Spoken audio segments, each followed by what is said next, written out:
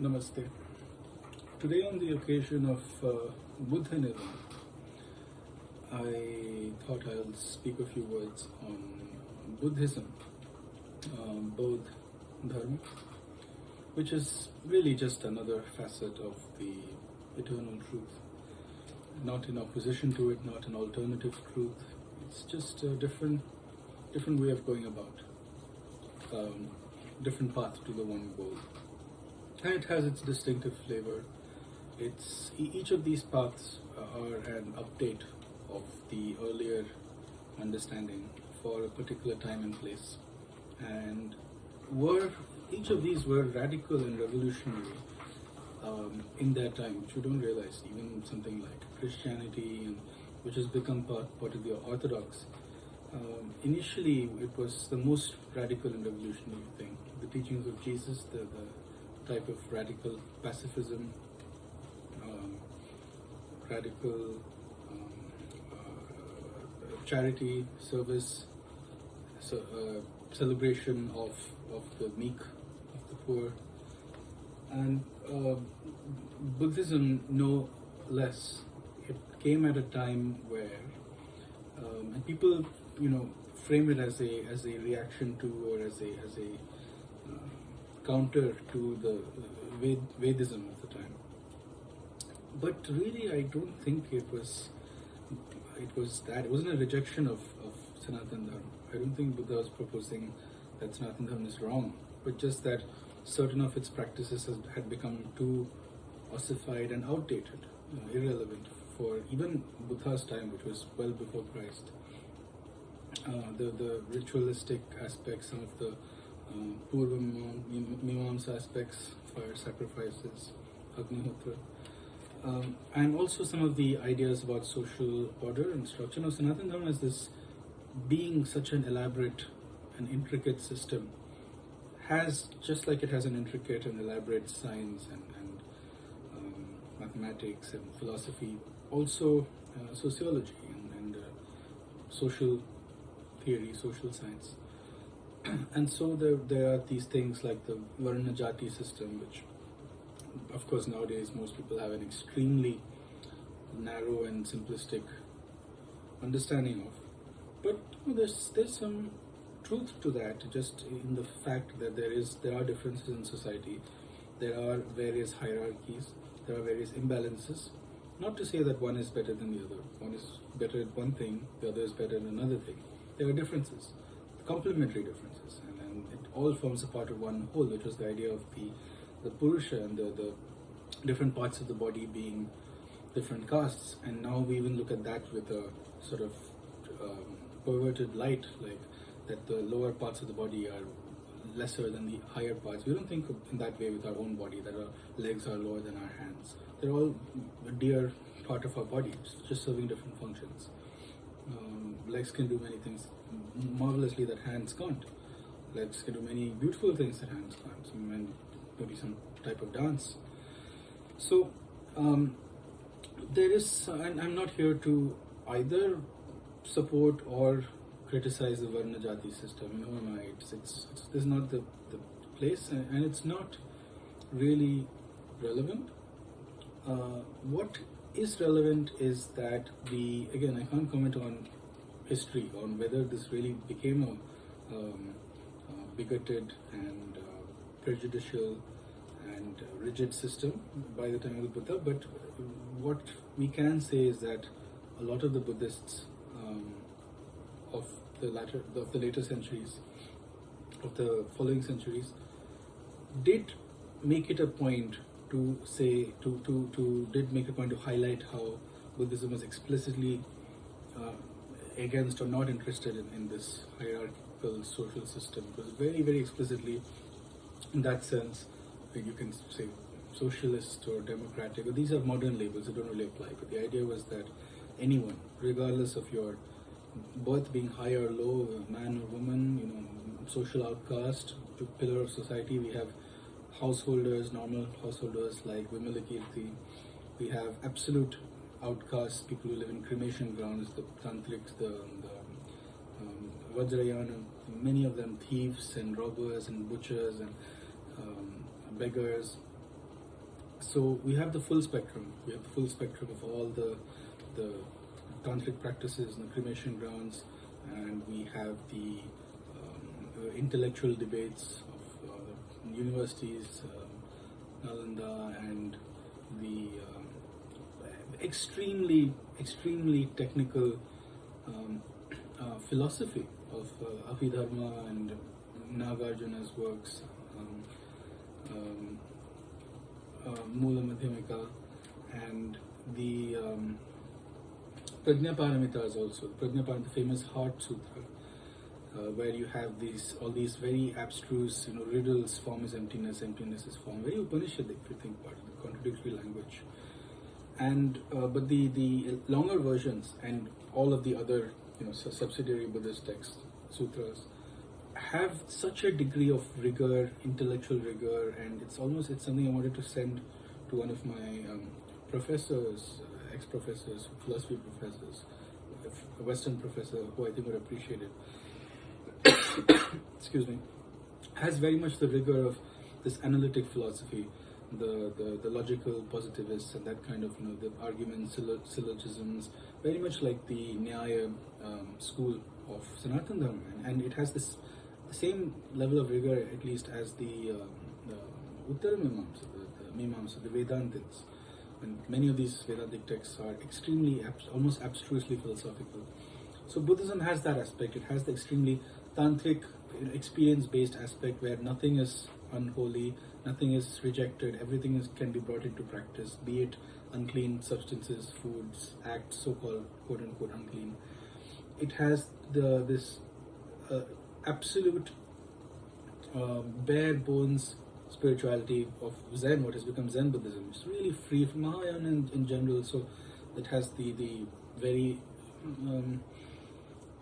precept-focused, traditional school of Theravada, the Hinayan, where it's very much about the like the yoga system of Patanjali. It has these yama niyamas, these austerities, these practices, precepts that you follow quite rigidly, and chanting of the sutras, and very strict moral code, ethical code, and you work on personal development, read the literature, focus on your own attainment.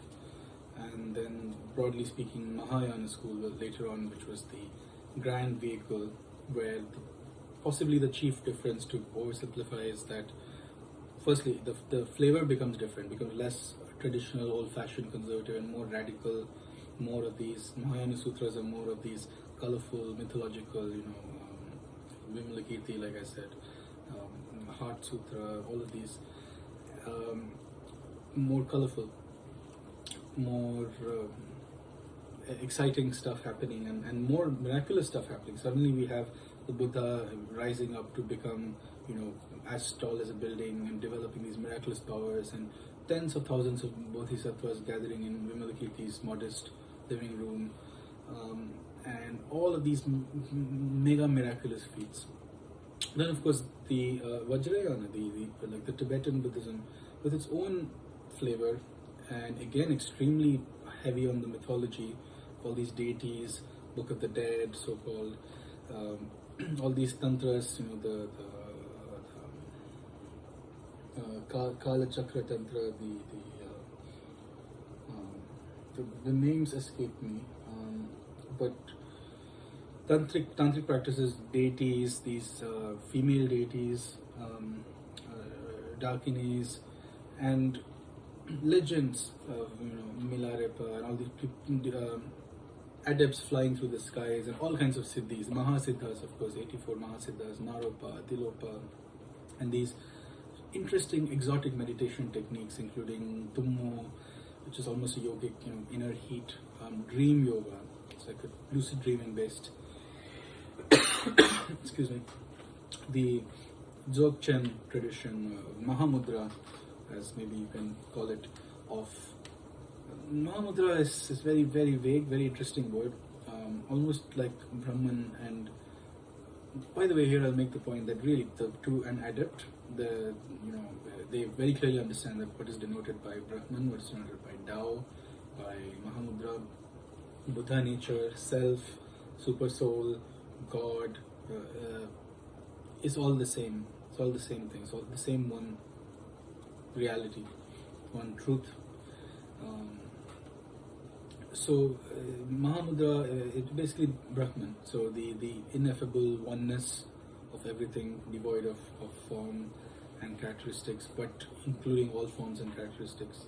The one taste of everything, Mahamudra-based meditations. And part of this, as I said, is this very exotic tradition of siddhis that come along with realizing this entire world as an illusory oneness. So Buddhism has all of this, and as I said, it has from the bare bones, cut and dry. That's the whole point of Zen, which is later Mahayana school, with influences of Taoism, absolutely free from mythology. And for the most part, I mean, the idea is that let's cut it down to the bare essentials. So Zazen meditation, sit and do nothing, basically doing nothing, and getting rid of all the sutras. You don't need to read the sutras. More about direct experience, direct transmission. Possibly was born when Buddha gave the silent sermon holding up the flower. Mahakashyapa smiled. The transmission that is beyond words and sutras, that's what Zen is about. And of course you have these riddles which are designed to break the conceptual mind, the conceptualizing system, the dialectical system, logic that we hold on to so dearly, of something can't be A and not A at the same time. Zen just wreaks havoc with that. So the riddles, the koans famously, are designed to put an end to discursive thought. So Zen has those methods which are very purified of the grand imagery of something like Tantra or the Sanatana Dharma meditation techniques, some of them, and other Buddhist meditation techniques. And on the other hand, you have this Buddhism that's steeped in mythology, that's full of, it's all about all these different worlds and deities, and then Pure Land Buddhism, where it's very much different flavor, where there are different realms governed by different deities, and the goal is to get born in those realms by the mercy of that deity. It's very much different flavor from the self-effort, striving, deities don't matter, atheistic flavors of Buddhism. The Buddha has different prominence in each of these. Sometimes he's just a human who has realized the truth and shown the way to others. Sometimes he's like the God figure, the Buddha of all Buddhas from all times and all universes. It's the Shakyamuni Buddha was the greatest. At times he's one of a series of Buddhas. At times he's greater than the celestial beings. And Zen would say, if you see the Buddha on your path, cut him down, kill him. So there's this big spectrum of reverence, irreverence, God, man, just a guru. So you have this huge spectrum which we call Buddhism. And I don't think it's as opposed to anything. I think it brings out a different flavor. I don't think it denies or contradicts anything from any other system. And I'm sure, I know there were a lot of debates and stuff, but I'm sure the realized souls, the adepts, including people like Shankara, and they would have very, I'm certain that they would have seen all this intellectual debating as a kind of sport, intellectual sport, with the purpose not necessarily of defeating, putting down the other and showing that mine is better, but of honing, as you sharpen a knife, of trying to get a clearer and clearer picture of the truth, way of stating the truth. And if I feel like your way of saying it is muddying it a bit and I have a more clear way of saying it, I'll engage you in debate and I will demonstrate that my way is clearer by the fact that more people are persuaded by it. It's more persuasive. So it was just a combined effort of, the competition was like in sports, kind of collaborative competition, friendly competition. This is my interpretation. But the point being that the idea was not malice or ego. Can't have been. Someone like Shankara, the idea can't have been ego. But at getting at the truth more closely, more directly, less confusion. So I don't see Buddhism as anything separate. I see it as bringing out a different flavor, stating the truth in a way that may be clearer for a certain time or place or person or type of person, temperament. Many people nowadays are drawn towards Buddhism. The West in recent decades has been for a reason drawn towards Buddhism more than, say, Sanatana Dharma, maybe in some ways, some parts, because of various aspects of it that are suitable to those people. Maybe the fact that there isn't so much baggage of deities and so forth. And I'm not saying it's the best of all, all religions, or that's not my point at all. As you know, there's a reason why I'm doing something like this, is because I genuinely see the value in all of them, and that's what I would like to highlight in each one. And Buddhism has this. This is how Buddhism approaches the truth. Okay, now let's get started. There are many entry points into Buddhism. Of course, I would really recommend just starting the Dhammapada, the sort of canonical text. I love this translation, Thomas Byron, and get hold of it. Specifically, this translation, you'll be surprised. It's not what you may think of, cycle of birth and death, and you have to watch the mind. And no, it's just very, very practical advice. Again, the kind of revelation I had when I was reading the Gita, it's just pure psychology, pure truths about human psychology, the human condition, about happiness and mind. It starts with very simple, just states the truth very directly, not to believe in this person, that we are what we think. All that we are arises with our thoughts. With our thoughts we make the world. Speak or act with an impure mind and trouble will follow you, as the wheel follows the ox that draws the cart. Second verse, we are what we think. All that we are arises with our thoughts. With our thoughts we make the world. Speak or act with a pure mind and happiness will follow you, as your shadow, unshakable. That's it, very simple, but so radical. First sentence, we are what we think. Not our thoughts are one aspect of us, one aspect of our body, mind. Thought comes into our head and goes, and it has no effect on us, it has no effect on the world. It's just a thought. I can think bad thoughts as long as I don't do anything bad. We have all these impressions. No, we are what we think. What we are is completely a result of thought. Thought in the past, certain thoughts we gave more attention to, certain less attention to. Habit energy started forming of a certain kind. Now today we find ourselves, we are what we think. This body is a condensed version of what we have thought. We are what we think. There's nothing else, additional ingredient. What we are, our personality, it's all a complete result of the series of thoughts that we have had in the past. All that we are arises with our thoughts. With our thoughts we make the world.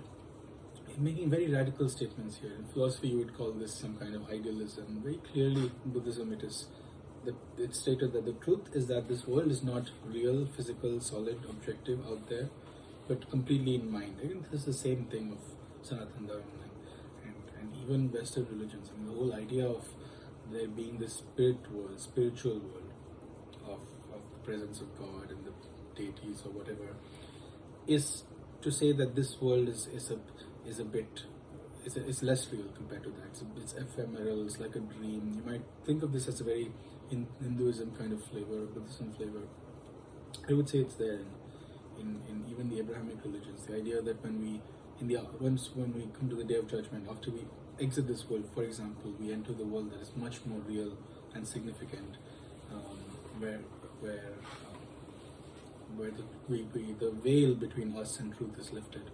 This is the world where we are daydreaming. Our eyes are glazed over. So, with our thoughts, we make the world. This world was not made in an unrelated scientific event, so and so billion years ago. Mind created this world. This world exists within mind. Mind doesn't exist within brain, which exists within skull, which exists within body, which exists within earth, within the world. Whole world exists within mind. Not my mind, your mind, mind. There is mind. Mind has different bodies. There's one body sitting here, there's one body over there. With our thoughts, we make the world. We make our lives, our fate, we manifest. This thing of manifesting, people they think manifesting is about, I want something, I really, really want it, so I'm going to get it. It doesn't work that way. You get what you are attuned to. Sometimes subconsciously you might be sending out a certain frequency. You may not even be conscious of it. You will manifest it like a self-fulfilling prophecy. It can be something negative. You're very afraid of catching a particular disease. You might manifest that inadvertently. Excuse me. So this Buddhism very clearly makes the point that everything is manifested by mind, by our mind in a sense. Our entire lives, our fates, the consequences of our actions, the punishments of our actions, heaven and heaven and hellish nature of our lives are all manifested by our mind. We might wonder, how can this be? I don't live a life where I just get whatever I want. It's not about what you think you want on the surface. It's about deep down what you believe you deserve, what your conscience is keeping track of deep down. Conscience knows, no matter how much you want to bury it and pretend something else. Deep down, on some level, you know the truth. You know what your intentions were. You know what you've done. You know why you've done it. You know how pure was your mind at that moment when you were praying or whatever, when you were doing something selfless for someone. Was it actually selfless, or did you have a thought that, okay, I want that person to know, and then they will know that I did it, and then they will do something back for me. So deep down we know, deep down there is a part of us which is attuned to the truth, doesn't lie to itself. On the surface there are parts of us which lie. So at the deepest level is where the manifestation happens, the causal body, the most subtle level. And which is why sometimes along the way, with all the white noise in our head, all the other thoughts in between, we forget, we don't know ourselves. We know ourselves as much as the periphery, like the skin of an apple is how far we have penetrated into ourselves, the earth's crust. So we don't see that chain of events starting from the core of our being, the pre-thought impulse, which finally led to thought, speech, action, habit, character, and so forth. If we saw that chain of events, we would very clearly see and realize what the Buddha is saying. We are what we think. With our thoughts we make the world. With our thoughts we make this life. It's not incidental. It's completely related to what's going on in our head. And of course, in like the Buddhist system of Abhidharma, they go into much more detail about the intricacies of the different types of thoughts and the different pre-thought and the different moments that precede thought, decision. It's very interesting, very fascinating. But that's not the point. That is for academics to discuss. This is the point, that the truth is that this world is made of mind. It's not aside from mind, it's not different from mind, it's not outside of mind, it is inside of mind. And with our thoughts, we make the world. Active tense, active verb, first person. So this Dhammapada is full of such very, very simple, it's nothing so sophisticated that you need an academic degree to. The fool is his own enemy. The mischief he does is his own undoing. How bitterly he suffers. Why do you do what you will regret? Why bring tears upon yourself? Do only what you do not regret and fill yourself with joy. For a while the fool's mischief tastes sweet, sweet as honey, but in the end it turns bitter, and how bitterly he suffers. So clear and so secular, you may say. It's just life advice. It's just truth about happiness, about whether good people are rewarded with happiness or bad people are rewarded with happiness, whether good people suffer in the end or bad people suffer in the end. About violence, he who seeks happiness by hurting those who seek happiness will never find happiness. Simple. These things, this is what you call wisdom. These things, the factual world, objective world won't tell you. These things you're not born with knowing. You're born with this disease of selfishness, thinking that you get happiness by getting it from others, and that you can be happy with others while others aren't happy. These are the kind of things which you need a wise person, guru, or enlightened one, book to tell you, or life experiences, lifetimes of experiences. Do not live in the world in distraction and false dreams. I'm just reading randomly, and it's so much the same thing which you see in the Gita, which you see everywhere. The people keep grabbing onto the superficial differences that, oh, you should worship this god or that god. The main point, and Buddhism is most clearly brought out, and now we're coming to it, the Four Noble Truths. It's very simple, is that, well, I'm paraphrasing, but the nature of this world is dukkha, suffering, sorrow, dissatisfaction, uneasiness, anxiety. You will never be satiated. You will never find happiness in this world, lasting happiness. You might find temporary happiness, but that is going to go. All things come and go. All things that are born die. All things arise and disappear. All things arise and pass away, but the awakened awaken forever. Awake forever. You will not find lasting happiness, which is what you're really looking for. You will not find peace. You will not find contentment. It will never be enough. Okay, now I have what I want. Now I'm happy. That feeling which we chase will never come if you're looking for it in this world or the things of this world. This is something any of you don't need a special missionary to come and tell you the name of Jesus Christ to know this. You don't need to read the Upanishads to know this. Any of us, if we just introspect in our own lives and how we chase our desires, and if we are honest with ourselves about the outcome of that chase, but how quickly we get amnesia and we forget and we chase it again. It's not enough to have the chocolate once and now I know what chocolate tastes like. Okay, I can die in peace. Want it again and again, and then you forget what it tastes like. Want it again.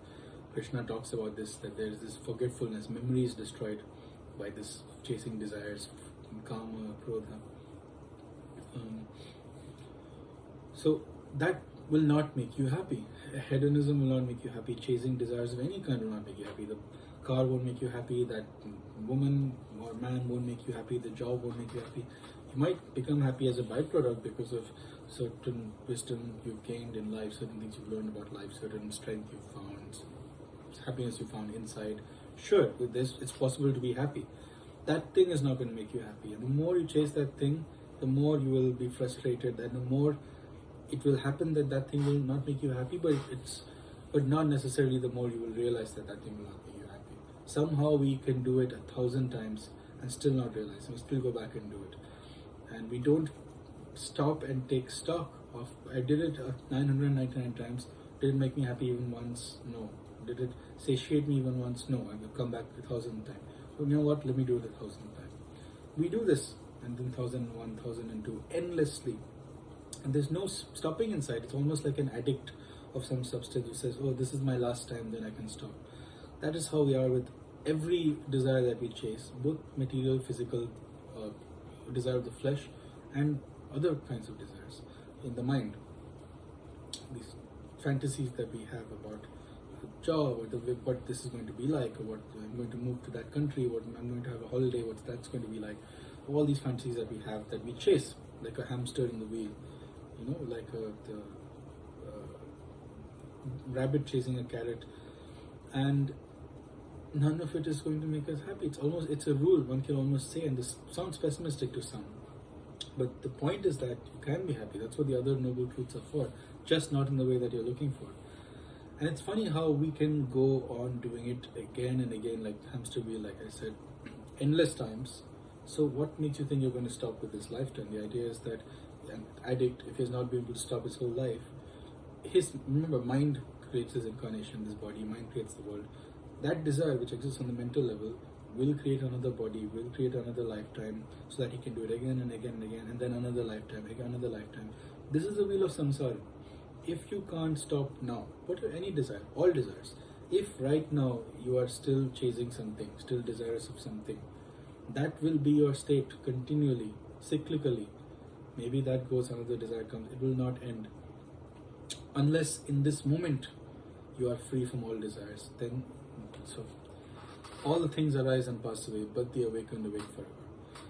That is the moment of enlightenment, which is there in various names in the West. It's this moment of revelation, rapture, mystical ecstasy, the state that the mystics seek, fana that the Sufis seek.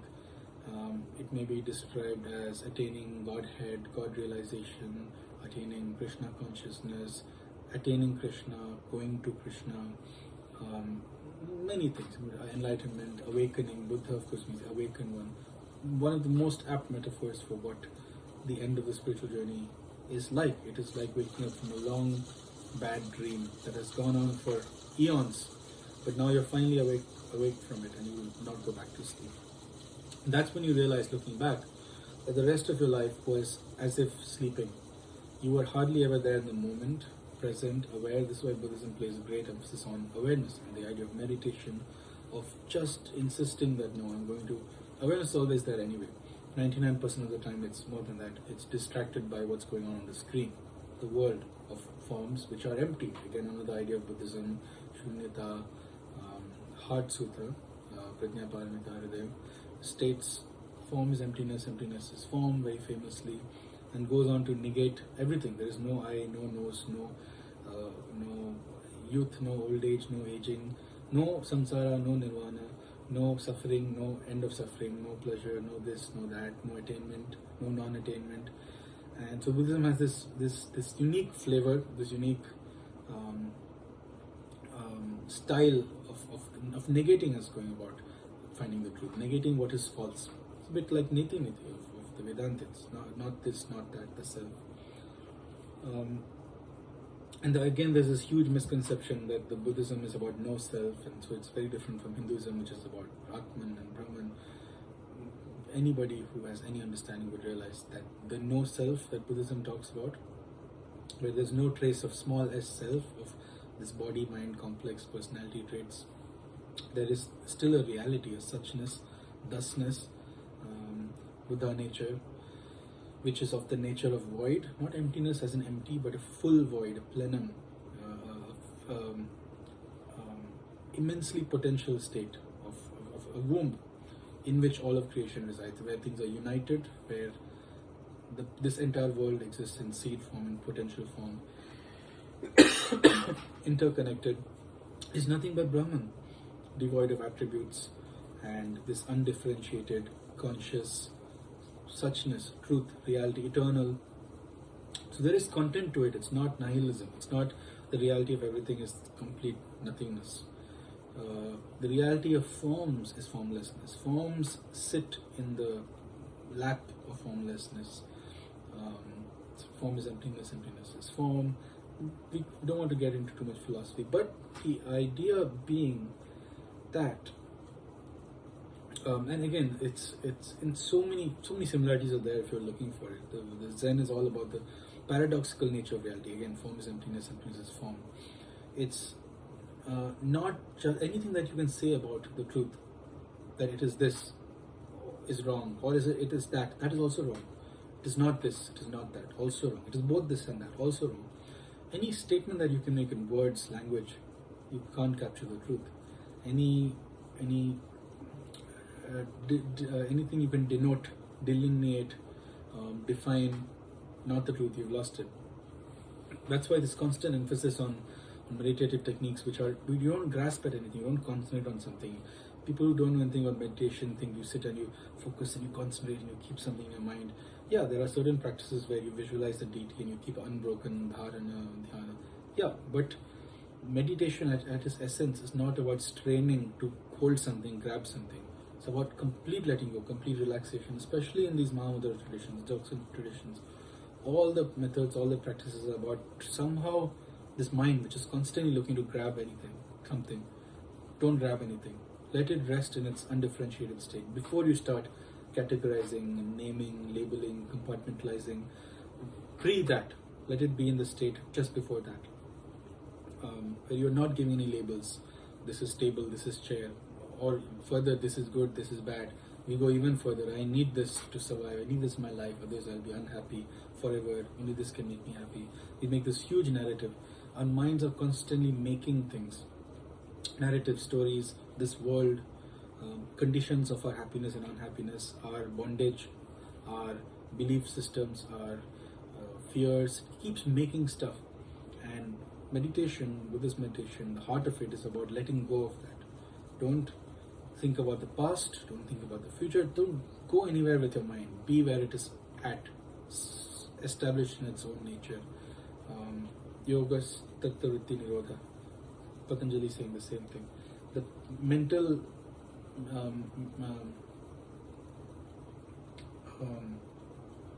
cogitation, mentation is a word, cogitation has to stop. The constantly forming thoughts has to be, and not forcefully stopped. That's again, you're doing something. Either you're grabbing something or you're pushing something away. They're both doing, raga dvesha, attraction, aversion. Don't do any of that. Just sit back, surrender, let go, let whatever comes come, let it go of its own accord, like watching the clouds. That's what heart of Buddhist meditation in general is about. Again, there are specific techniques where you visualize the yantra, deity, it's different.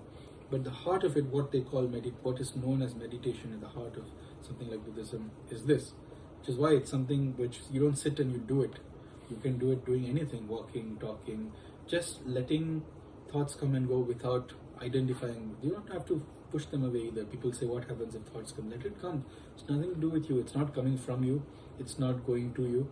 You didn't think of it. You didn't invent it. You didn't come up with it. You didn't choose to have it. It has nothing to do with you. It just comes in. Your job is to keep the back door open. Let it go as easily as it came. Don't make it sit down and feed it chai and make a meal for it and then tie it to the chair. That's what we do. And especially with negative thoughts, traumatic thoughts, it makes no sense. Instead of letting it pass, we keep compulsively thinking about it, ruminating about it. Almost like we get some kind of masochistic pleasure out of reliving our past traumas, our sadnesses again and again and again, instead of letting it go. We are the one who are holding on. If we are not holding on so tightly, it will go of its own accord. It hardly exists to begin with. It's an infinitesimal. Thoughts are it's part of the emptiness that the Prajnaparamita Sutra talks about. Things certainly have an appearance. They appear, they have a form, they have a color, they have a taste. To say that they are empty or void means that they are empty of self-nature. They are just a confluence of factors, of atoms, of conditions, and those conditions will move apart again. There's nothing in it which is intrinsically real, be it pleasure or pain or red or blue or green. It's all illusion, it's all mirage that has formed when the conditions are just right. The sun is hot enough, the sand is dry, and the conditions are right. Mirage appears to form for a split second. That's what thoughts are like. What is a thought? How long does it last for? What's the duration? What is the weight of a thought? What does it look like? What is the shape?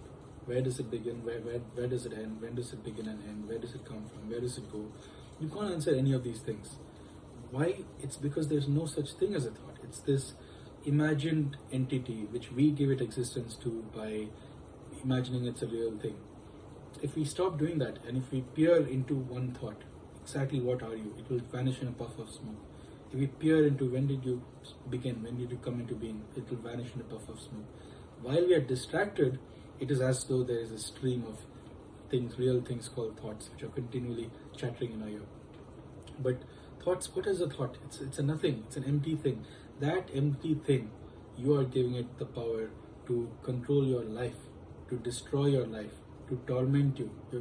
The thought about your ex, girlfriend or boyfriend or wife, husband, or you failed that exam in school, or somebody slapped you, or that thought, it is a non-existent shadow of a shadow, and you're letting it trouble you. You're letting it occupy your head for most of the day and make you miserable. It's gone, it's over. Everything in the past has gone. Be it someone, you've lost a partner, you've lost a family member, you failed an exam. It doesn't matter, it's over, it's gone, it doesn't exist. Its only existence now is like this imaginary reflection of a reflection. And that non-existent thing is somehow strong enough to handcuff you.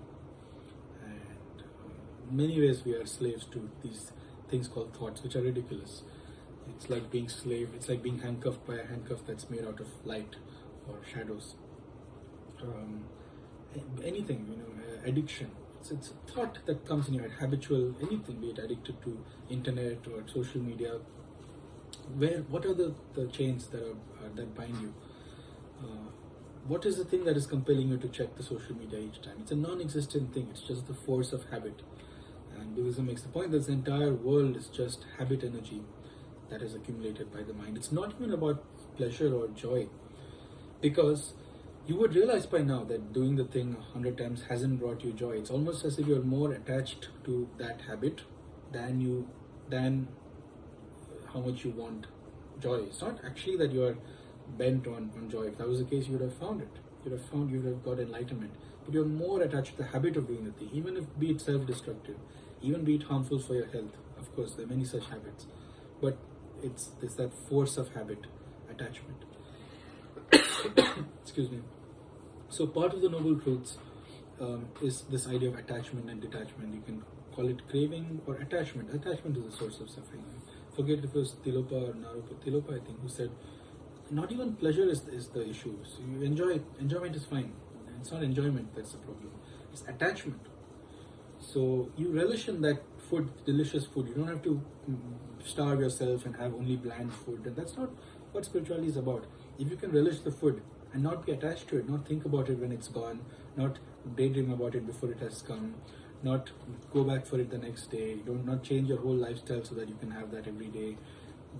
As long as that attachment is not there, that bondage is not there, it's okay. You are free. There is no problem. The only problem is bondage. The only shame is bondage. The only suffering is bondage. The only joy is freedom. Only true joy, bliss is not pleasure, is not sense gratification, is freedom. Freedom from any kind of bondage, be it raga or dvesh, be it attraction or aversion. That's what Buddhism is about, radical freedom. One way of understanding enlightenment is liberation. It's the great liberation.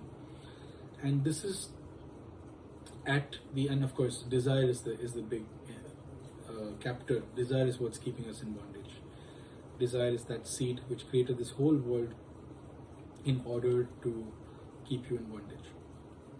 So we, in our modern, secular, Western understanding, we don't even think about desire as a thing. We think it's an incidental thing that, okay, humans, want the next iPhone, okay, fine, big deal. Buddhism understands that desire is the seed of this entire world. Before this world, this world is here because of desire. Desire is not an accidental thing. Desire was there. The desire for pleasure was there. Then this world was created as an excuse such that you may convince yourself, so that your mind may generate that pleasure. This world is that canvas on which your mind is doing the painting and is painting this thing called pleasure or pain. And that's the thing, that's why there is pain. The moment you have desire, the moment you want something, the moment you break free from the undifferentiated, homogeneous whole into the particular, you create this world of duality, up and down, left and right, light and dark, and they come in pairs, two sides of the coin. So the moment you create a world which has pleasure, you create a world with an equal amount of pain. You can't have it one way or the other, just like you can't have a world with only left and not right, only up and not down. So that is the price you have to pay. That we like to think of it that we can only have what we want, but no. If we create this world which has things that we want, it will equally well have things that we don't want. You can't escape that duality. So the idea is that overall this scheme of things is dukkha. So it is not that this world is 50% dukkha, 50% sukha, okay, whatever. That's what we think nowadays, right? Okay, sometimes we get what we don't want. Sometimes it's sunshine, sometimes rain. This whole coin is worthless to both sides of the coin. This sukha dukkha, shitoshna sukha dukkha, that is what keeps us in bondage. The fact that we carrot and stick, we keep chasing the sukha, it's never enough, because then a dukkha comes and kicks us in the bottom, and then we chase the sukha again. I heard someone say, that each sukha is sandwiched between two dukkhas by definition. That's what, if there's no dukkha, there will be no sukha. So we need pain for pleasure to exist. In a world where there's no pain, pleasure could not exist. That our mind could not find an excuse to give us the sensation called pleasure. Only in a world where there is pain, mind can find that excuse. That is why the nature of pleasure is such that the more rare something is, the more desirable, the more pleasurable, the more tasty the thing is. If you're getting it every day, it's no longer a big deal. You get sick of it. If you're ice cream, if you only get once in a month, you'll be looking forward to that the whole month, and it will be delicious when you have it. If you have it every day as much as you want, you'll be sick of the taste of ice cream. There's a reason why pleasure works like this, desire works like this, because it's all about that game of exclusivity, of rarity. It's diamond, gold, things which are rare seem precious. Same with this hamster wheel we are on, with regarding attracting man, woman. If someone is playing so-called hard to get, very, very so-called seemingly difficult to be with, then all the more desirable. And you've noticed this, if someone is very readily available, they immediately become less desirable. This is true in every context of friendships, whatever it may be. Someone Anybody who is readily gives you what you want, it's no longer that desirable. And sometimes you might be chasing something that's elusive your whole life, and you'll never get it, but you're always chasing it, because that's what the nature of desire is like. So, in order for desire to be able to create something such as the subjective experience of pleasure, it has to create this world with dualities. Otherwise, you can't make pleasure unless you have pleasure. It's like light and dark. It's like if you want the experience of light, well, you need a world where there's light and dark, so that once in a while you can get light, and then you can be sandwiched between two darks, so that the light has a meaning. Otherwise, if it's all light, it doesn't mean anything. But again, you see, by definition, you have to keep replacing light with dark as well for that contrast. So pleasure and pain necessarily is this hamster wheel of pleasure, pain, pleasure, pain, pleasure, pain, and it's endless, because you run away from pain, chase pleasure, run away from pain, chase pleasure, run away from pain, chase pleasure, and it never ends. This is the dukkha. This is what's sad about it. This is what's shameful about it. It's the fact that it's this endless bondage, endless cycle, endless samsara, endless rebirth. Not the fact that part of the deal of this world is that there's not just pleasure but also pain, but the fact that you are trapped endlessly in the cycle of pleasure and pain, not getting anywhere, like the hamster in the wheel. You haven't reached anywhere, going in circles, not getting anywhere, not realizing anything, not learning anything, not developing any of the worthwhile faculties of like wisdom. You're just endlessly chasing pleasures and avoiding pain. That is the sad part of it, which is it's no way for a human being to live, no way for a conscious being to live. That is why Buddha wants, and I think I forgot to mention this, the Mahayana branch of Buddhism, the key difference is that they very strongly place the emphasis on the fact that it's not just about your personal salvation. You don't rest until all conscious beings have been liberated. They take this so-called bodhisattva vow, in fact. And so that's the main difference, this idea of it's not just about me. Once I realize I'm one with everything, their not being awakened is as much of my concern as mine. So I want all sentient beings to be liberated in the end. Because it's a shame that any sentient being has to go in this endless cycle, needless pain. That's the point. That okay, the pleasure you get once in a while, that doesn't justify the fact that you needlessly get pain again and again and again. And you see this in human life. This was the big story, the big fable of Buddha's life, was that he saw this very clearly on the scale of a human lifetime. That things start off looking good in your youth. Each generation has this experience. You feel invincible. Life seems great. You wonder why people are talking about things like Buddhism and ending the wheel of life and death. And life is great. What's wrong with that? You're young. You're attractive. You have your faculties, your intelligence. World seems exciting. Then towards the latter of life, you start to realize the other side of the coin. So life is set up. Human life, the arc. For the most part, you can have elderly people who are happy, of course. But the Buddha saw that, and of course he was sheltered initially. It's not so much about youth and old age, but about the journey of thinking this life is about finding pleasure, finding happiness, and realizing that, oh wait, all the happiness is transient, all of it is gone, I've lost it, I can't go back to the past, no matter how good it was. People have gone and they will never come back. And slowly the pain aspect of it starts increasing. Or not even pain, the frustration aspect, the dissatisfaction aspect, the feeling that it's all fleeting, what's the point, meaninglessness aspect of, the overall dukkha of it was not worth it. It was totally not worth it. Okay, it was fun while it lasted, but now what? No matter how good a relationship or a friendship was, it will end. And the better it was, the more you will miss it when it's over. The more time you spend with your partner, 5 decades, when they pass away, it's going to hurt even more. Whereas people you have just met 5 minutes, it doesn't hurt to lose them. So it's almost commensurate. The amount of joy you get, that much sorrow will come back and bite you. And initially you might think, okay, it's worth it. This is a young person. They like to put off to the future. They like to procrastinate. I'll do this unhealthy behavior now and I'll deal with the consequences later. It's procrastination. Eventually, when you have to pay the bills and you have to tally up all carrying over that you did, you realize that it's not worth it. You start to feel more and more that it's not worth it. That I can't do this all over again. Enough of this. Can't bear to love just to be hurt again, just to have my heart broken, to get attached just to get my heart broken, just to suffer that loss. And typically this shows up as old age, coming. Hi there, surprise, surprise, ill health. So what the Buddha was confronted by: old age, sickness, death. Of course, death is the big one. Death is really the one which no one thinks about. It's taboo. No one does death meditation. No one contemplates death, their death, death of their loved ones. Famously, in Mahabharata, was it Yudhishthir was asked by the Yaksha or someone, what is the most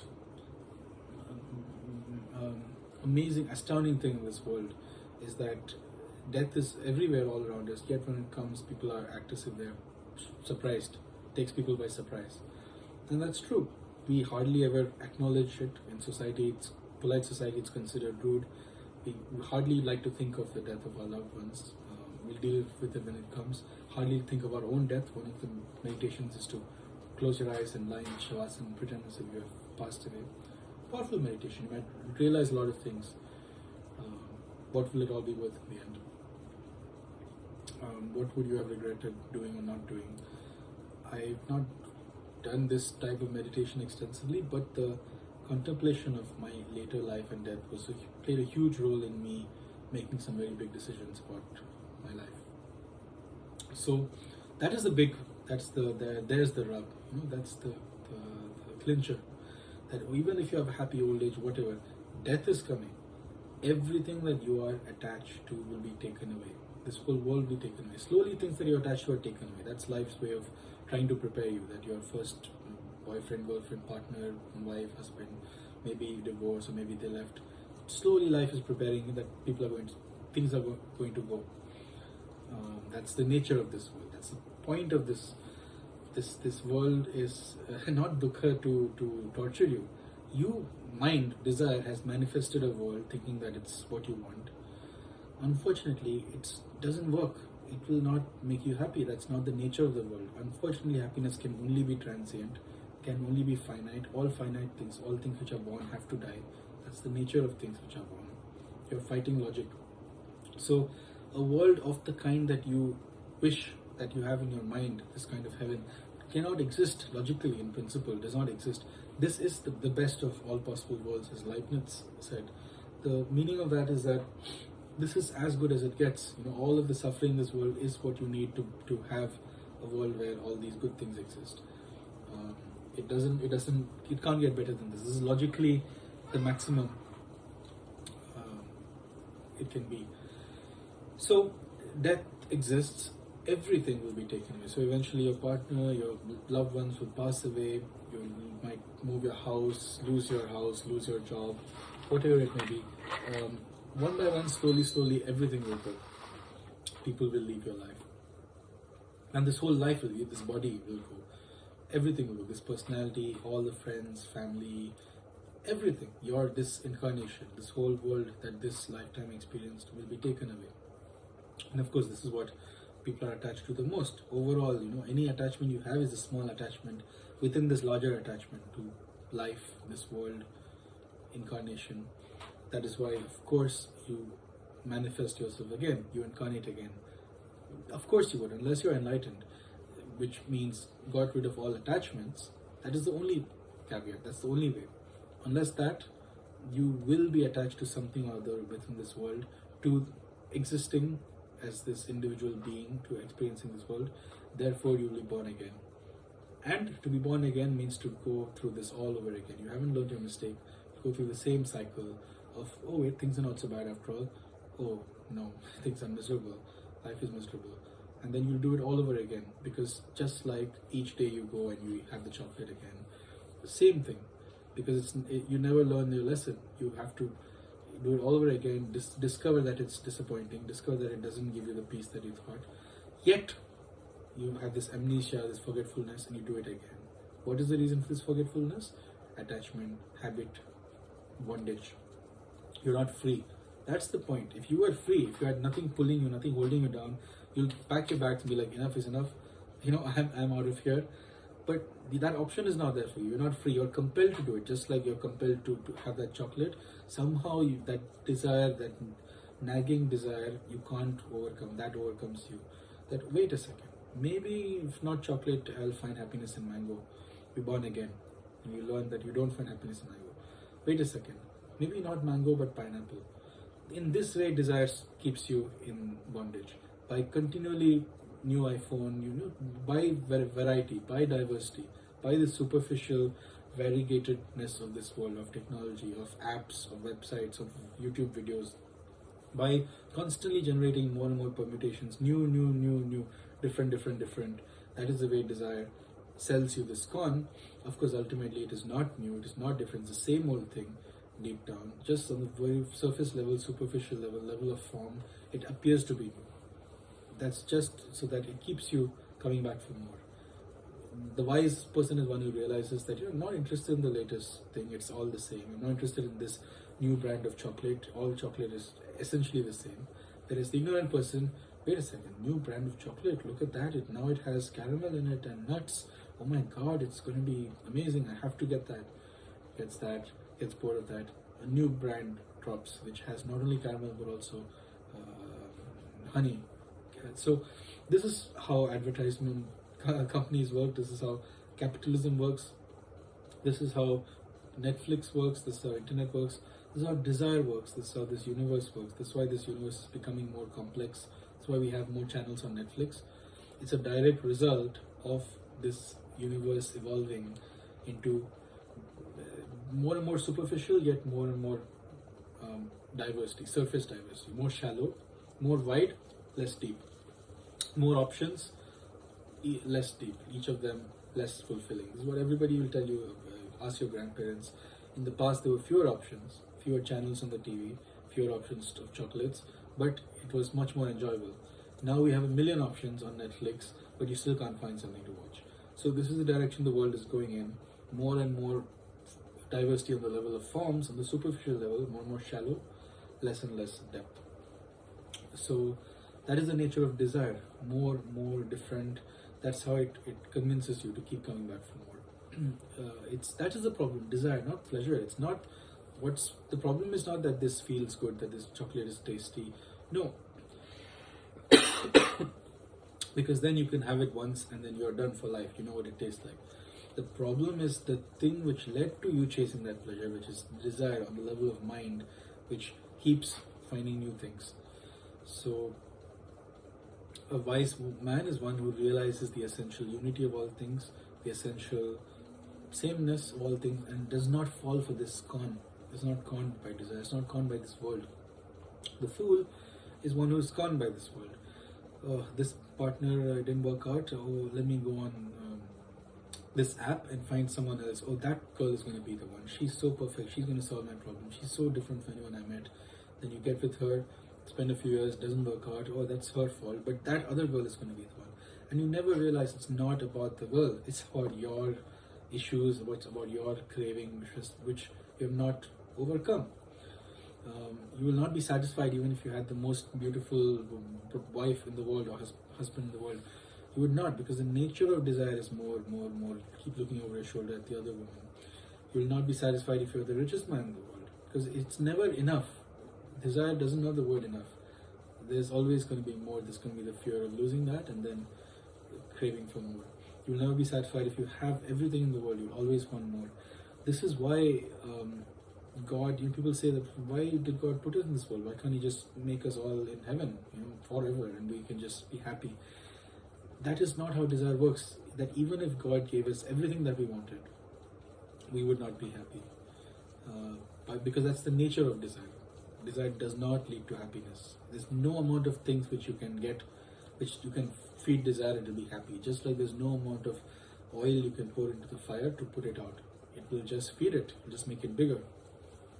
And there's a nice meditation or thought experiment I came up with the other day. Is that, imagine I don't know if I mentioned this, some moment of your life which was happy or pleasurable or whatever. You had a nice meal at a restaurant, you had a nice moment with your friend. nice movie you saw, one incident where you were happy, you got what you wanted, things were good. Now imagine you had made a deal with God before this lifetime that that's what you want to be happy, and that moment will be you'll be peaceful and happy. Can he give you that? He said, yeah, no problem, and he gave you that, and still you were not. You didn't have enough. You're not satisfied, right? Still, the next day you got up and you were craving going to a different restaurant, going to that restaurant, going for a different movie. That didn't do the trick. So that's my point, that there's no such heaven that God could put you where you'll be happy. This world is heaven enough. This world is Eden. Look what we have done to it. So it's not God's fault. God isn't torturing us. We are torturing ourselves by looking for happiness in a way where it can never be found. We are torturing ourselves by trying to put out the fire with gasoline. It's futile, self-defeating. It doesn't work that way. It's fine if it worked. It's fine if gasoline put out fire. Then okay, by all means, use gasoline. It doesn't do the thing which you expect it to do. That is the objective kind of wisdom that cuts through all of the ignorance from Buddhism, from Sanatana Dharma, from anything. It's not that this is the only way, that this is right, you are wrong. The thing which you want this to do, the thing which you're trying to achieve in this way cannot be achieved in that way. In that way, you can't change. That's the reality. You cannot fly in the air by flapping your hands fast enough. You just can't. There are other ways to fly in the air. Take an airplane. That's where the optimism and the positive side of Buddhism comes in. It's not that the world is suffering, inescapable, you are doomed forever, tough luck. There is a way out. All religions say this. Other religion would be a very nihilistic thing, to talk about this devil and hell and so forth, and you're doomed.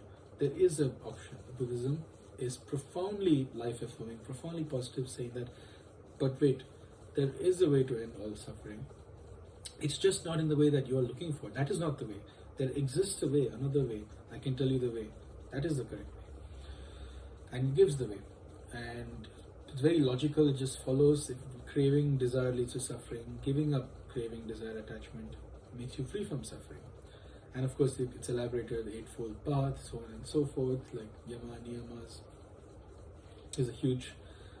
Then that's the practice of Buddhism. That's what Buddhists do day to day. They follow that way. But there is a way to end suffering.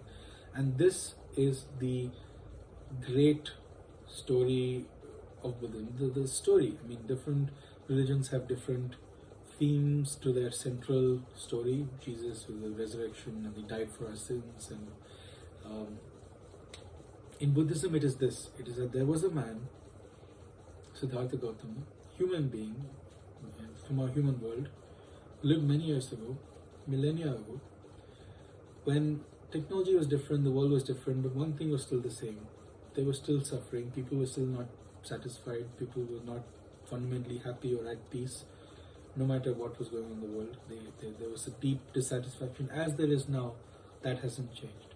People were still looking for happiness in sense pleasures, sense gratifications.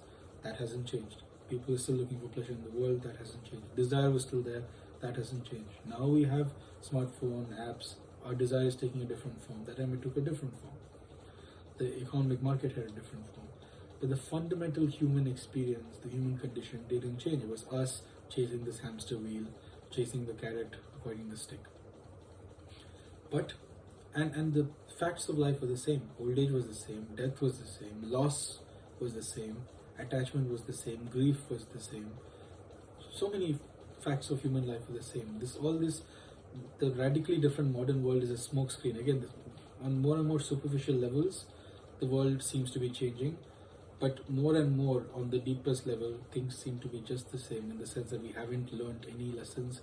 We haven't become wiser. We haven't evolved spiritually. So there's this illusion of great progress, which comes with technological, scientific progress. But really, we have got to be thinking about how much we've evolved in wisdom, how closer we've come in our search for happiness. That is what brings to light the red herring that is all of this advancement and progress. I debate my friends who say that we have made so much progress. A very simple question to them. All intelligent that we are, so much more than the previous generations, and technologically savvy, have we become better at finding happiness? Are we more intelligent that way? That's the only intelligence that counts, right? At the end of the day, it doesn't matter how many mathematical equations you can solve. Are you able to be happy? That's the only one that counts, as everybody will realize eventually in life. As life is for that. It's to make you, it's to give you a free will to choose to value whatever you want. And eventually, as you're confronted with the fact that, with the truth that all born things die, that all things that come go, all things are impermanent, and the truth that you will have to part ways with all your attachments, that then you start to realize, have you prioritized the right things or not. Then you start to realize that the thing to value, only thing to value is happiness, inner peace of mind, doing right by others, love, forgiveness, these things. So life teaches you these things. Until then, life gives you a choice. You decide what to value. Eventually, you will learn the truth. By facing the consequences of your choices, you will realize if you have made a right decision or not. So, So all of these were the same, and the fact of death was there. And what was I? Yeah, sorry. I was saying that that we haven't made much progress in finding out how to be happy with all of our apps, applications, and internet and comforts and everything. We are not more happy. We are more messed up, depressed, confused, going to therapists, taking medication. We are more depressed and confused than ever before. That is a fact. That is the only scale on which progress or regress matters. Everything else is a red herring. So back then, people were still unhappy. Even though now we are even more unhappy. So it should be even more relevant now. Except now we are also more ignorant and more deluded, and in the belief that, more deluded thinking that the world can bring us happiness. So it goes hand in hand. Because we have greater ignorance about where happiness truly lies, and more strongly believe in the lie that the world can make you happy, therefore we are more unhappy, because that's not the case. And they go hand in hand, unhappiness and ignorance, and it's a vicious cycle. It's going to make us more and more unhappy without realizing it, because we are too ignorant to realize our ignorance. And because in every aspect we are not sensitive enough, aware enough. It's just about being aware. We do everything sleepwalking. We're not aware enough to realize each time our search for happiness is frustrated or thwarted. So one, we're not ignorant enough. We're too ignorant to realize how ignorant we are. Secondly, we're not aware enough to realize that happiness doesn't lie in the things where we believe it, in which we believe it lies. Yet we go on seeking it in those things, and we don't get happiness. Still, we seek it in those things. So it's a vicious cycle, and it's going downhill. Back then, people were still unhappy. People were still dying. This is the key story of Buddhism, that there was a man, Siddhartha Gautama, who walked on this earth, who saw the same moon as you are seeing. Moon saw him as the moon is looking at you, who walked on this earth, this very earth, not another earth, who breathed in this air, saw the sun, who this moment contained, just like it contains you right now. This very moment. It's not the new moment was born and his moment died. It's been only one moment. Time has been flowing through it. A lot of things have changed inside it. The same moment which witnessed Siddhartha Gautama is witnessing you right now. So he's here. Buddha nature is very much present right now. It's not something dead. This awareness that you feel of this moment, that is what Buddha felt. All of our awareness is one. There's no difference in this awareness which I feel and which you feel and which Buddha felt. It's just in his case, he was fully established in it, was fully awake. Whereas most of us, we miss it as we sleepwalk through life, and as we get distracted by what's happening on the screen, on the TV screen of this world.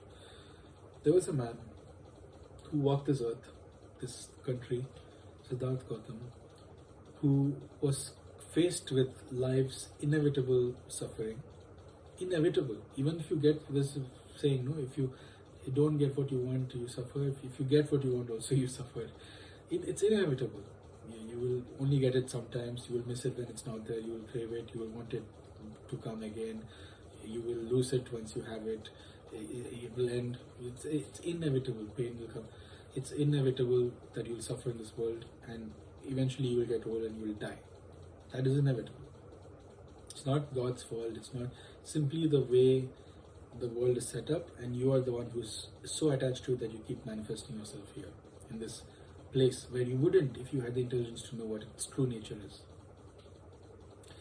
There was a man who was confronted with this and who found a solution, who realized that there is no other solution to suffering, that none of the things which anybody is doing is going to be a solution to suffering, to death. Whatever you do, you have not solved death, you have not solved suffering, except this one solution. So there was a man who realized the only solution, which nobody had realized. In a sense, they were awakened people, but he realized in his own way, in his own vocabulary, the solution to the problems that have been plaguing humans, the vices of humans, for generations, for hundreds of generations, throughout time immemorial. This is not just about one time or place or generation. He didn't solve the problem of his generation. He solved the human condition. He solved happiness, what we all seek in animals. That is the one thing which is the most valuable thing, more than winning the lottery, more than becoming president of a country, becoming the richest man in the world. He found happiness, lasting happiness, permanent happiness. He found it. You can't say that it's impossible, it doesn't exist, just make do with fleeting pleasures. He found the thing which you have been looking for and you haven't been able to find because you've been looking in the wrong place. He found it in the right place. He solved death, he overcame death, he attained immortality. The state of the awakened Buddha nature, is one that is deathless. Body dies. He attained immortality, he attained lasting, infinite, everlasting peace and happiness. And he did so very simply, not by chanting lots of sutras, not by circumambulating lots of temples, just by sitting there. People keep running from pilgrimage to pilgrimage, post to post, looking for this, that, in the hopes that it will make them happy. He found it just by sitting there. And not sitting there and dozing off and daydreaming and sleeping, sitting there and doing only one thing. Intensely awake, intensely inquiring into the nature of truth. Not chasing is not, okay, truth, I'll do that tomorrow, today let me have that burger. Intensely, he devoted his life, he said, I'm going to die rather than leave without finding the truth.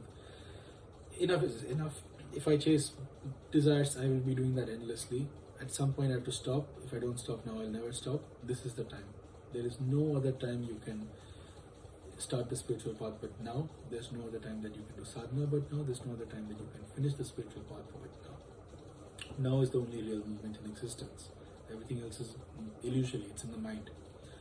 So what he did was he sat there and uncompromisingly, fearlessly, bravely, with strength, with vigor, with determination, with courage, with complete, unshakable will, uncompromising, undistracted clarity and focus and power, he peered into the nature of reality. What is this? Who am I? What is this experience? What is this reality? What is this world? What is going on here? Where did I come from? What is the meaning of all this? The meaning of life. All of these things which we just talk about in cocktail parties and we just make jokes about and think about once or twice in a decade. He sat there and said, I'm not going to get up until I solve it, until I crack the puzzle. Why are we here? What are we doing here? What's the point? How to be happy? It can't be that we're just thrust in this world of unhappiness to suffer blindly, which is what most do. Most sentient beings sleepwalk. They are asleep. He found the possibility of awakening in a world where everybody else was asleep. That is the story of Buddhism. And it's nothing exotic. He didn't have to chant any mantra or anything. He did that and he realized the truth in a very, very pragmatic, practical way. In fact, that's why he wasn't an atheist. He just refused to speak about God or anything mythological because it was irrelevant. He was concerned with human beings are suffering. How can I help them stop? As he mentioned, he was like a doctor and think the famous example is someone has shot an arrow into you and you're bleeding out, and the doctor's job is to pull out the arrow, and it's not to explain to you the caste of the person who shot it and his occupation, and first pull out the arrow. So there's an immediate urgency to it. There's a nice verse here where it says something like the world is on fire, everything is burning, and you are setting up shop. So it's all about truth, it's all about freedom from all the things that bind you. It's all about what is this nature of this world? Is it real or illusory? Am I chasing a mirage by chasing something in this world? What is the nature of happiness? How does one get it? What brings happiness? Good deeds, bad deeds? Can I be a sinner? Can I be a liar and a thief and a cheat and be happy? No, you can't. That's not how the system works. There is pleasure and there is bliss. Forgo the first to possess the second. If you are happy at the expense of another man's happiness, you are forever bound. Just pure pearls of wisdom. The Buddha was not great because he had more strength than anybody, because he endured more hardships that like these ascetics. He was not great because of any of these things. He was great simply because he was one of the wisest people, not one of the most learned people, not one of the most adept siddhas. It wasn't that he had these magic powers, that he could do miracles more than anyone. Wisdom, this thing called wisdom, he had to one of the highest degrees of any human being. That is what makes him special. On that factor, not his artistic ability, not his intelligence, wisdom. Wisdom means what? It means seeing the nature of reality, seeing things as it is, without any distortion, any maya, any confusion, any clouding. That he achieved to an extraordinary degree, to a degree which humans hardly achieve. Because that is what he was after, not anything else, not money, not fame. He was uncompromisingly after that, truth, clear vision of the truth, and he found it. We all would find it if we were like that. Unfortunately, we have our priorities, and we're kind of interested in the truth, but we also want the car and the house, and so we don't end up finding it. If you're single-pointedly devoted to God, truth, you will attain it. So that is what makes him great. He wanted the truth above anything else, and he found it. He wanted to solve the human condition once and for all, instead of these temporary distractions, temporarily dulling your craving, which is what all of us are doing in the search for happiness, temporarily satiating our mind until it comes back up, springs back up. He wanted to permanently put an end to it, and he did it. He wanted to conquer death, and he did it. He wanted to find lasting peace. All of us are not interested in lasting peace, or we would have found it. We want the excitement of Raga Dvesh, we want the masala of life, we want the endless happenings and going ons, an endless promise of, oh, maybe I can find happiness there, maybe that I'm going to find the girl of my dreams over there. We want that endless. It's like a TV serial, each time something new, keep us on our toes, cliffhanger. We want that in life, and we needlessly suffer because we don't realize that there's so much needless suffering happening because of that. He only wanted complete peace at whatever cost, and he got it. And he taught the way for many decades, and now there are many people who still are benefiting from his teachings, his insights, his ideas. There's so many sutras, huge tradition. I mean, just look at Tibetan Buddhism. It's ridiculous. The 84 siddhas of Tibetan Buddhism. You can this endless lineages, teachings, tantras, practices, all the sutras, the Prajna Paramita. There's a short version. There are these long versions, 8,000, 20,000 verses. Diamond Sutra, Lotus Sutra, Dhammapada, of course, Zen Buddhism, all of the Zen masters, their poetry, their koans. It's just endless ocean of wisdom, and a part which we have touched on a little bit less, compassion. A big part of Buddhism is this karuna, this compassion for all beings, this loving kindness, metta. It's a huge part of it that once you realize you're one with everything, there's this dissolution of this ego, this small self. Compassion for all living beings as yourself is a huge part of Buddhism. Is not just this dry intellectual thing. The love aspect, compassion aspect is inseparable from it. And it's required. It was Aldous Huxley, I think, who said that intelligence without charity means compassion is bound to be cruel, and charity without intelligence misguided, something like that. That you need both. And so much. Buddhism is an ocean, of course. I've just skimmed the surface. There is so much to talk about, and so many methods, techniques, ways, siddhas, adepts, stories, myths, metaphors, allegories, teachings, incidents. I was reading Vimalakirti Sutra the other day, beautiful. So much. But I'll stop there, and it should be evident that neither is any of this not present in any other tradition. The fact that hedonism is not the way to happiness, not the way to God, sense pleasures, it's the devil, avoid it, it's a con, seek God directly, don't seek for happiness in the world. It's nothing new. Raga, Dvesha, Gita speaks about equanimity. Yoga Sutras speak about stilling the mind. The thoughts are useless, the endless distraction, nothing good will come out of it. Just be at peace, still the waters. It's all the same thing. It doesn't matter which name you use for the God, whether you believe in Amitabh Buddha of the Pure Land is the one God to rule them all, or Akshobhya is the one God, or Siddhartha Gautama, or Krishna, or Allah. It doesn't matter. There is a truth.